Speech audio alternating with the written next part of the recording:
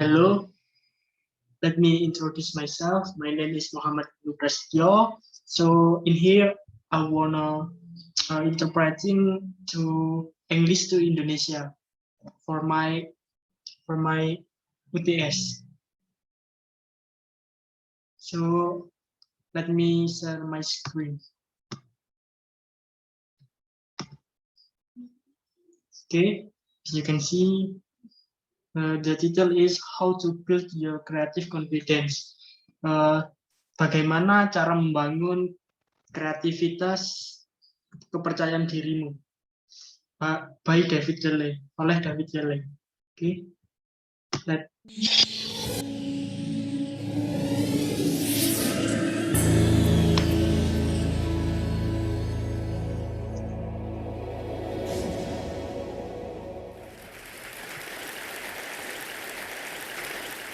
I wanted to talk to you today about creative confidence.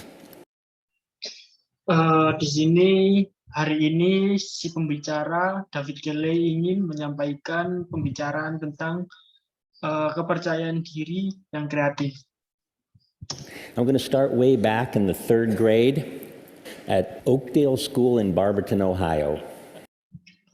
Beliau akan memulai cerita pertama dari sekolah yang berada di Ohio, sekolah Oakdale di Back in the 3rd grade at Oakdale School in Barberton, Ohio. Di sekolah Oakdale, Barberton di Ohio. Okay, I remember one day my best friend Brian was working on a project. He was making a horse out of the clay that our teacher kept under the sink. And David Gelley ingat teman terbaiknya di sekolah yang bernama Brian mengerjakan sebuah proyek. Dia membuat kuda dari tanah liat yang ditaruh di bawah wastafel oleh gurunya. At one point, one of the girls that was sitting at his table, seeing what he was doing, leaned over and said to him, "That's terrible. That doesn't look anything like a horse."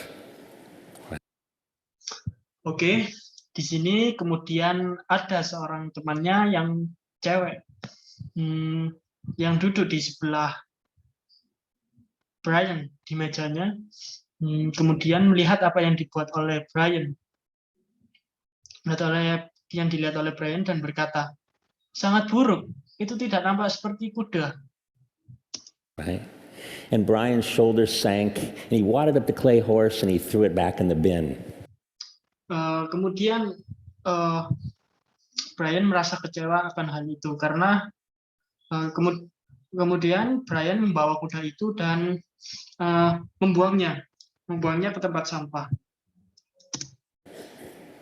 I kind of never saw Brian do a project like that ever again. Kemudian David Gelley tidak pernah melihat Brian membuat proyek seperti itu lagi. And I wonder how often that happens, you know? It seems like when I tell that story of Brian to my class, you see, a lot of them want to come up after class and tell me about their similar experience, how a teacher shut them down or how a student was particularly cruel to them. And they some kind of opt out of thinking of themselves as creative at that point. And you see, a lot of them want to come up and I wonder how often that happens, you know? It seems like when I tell that story of Brian to my class, you see, a lot of them want to come up after class and tell me about their similar experience, how a teacher shut them down or how a student was particularly cruel to them. Oke.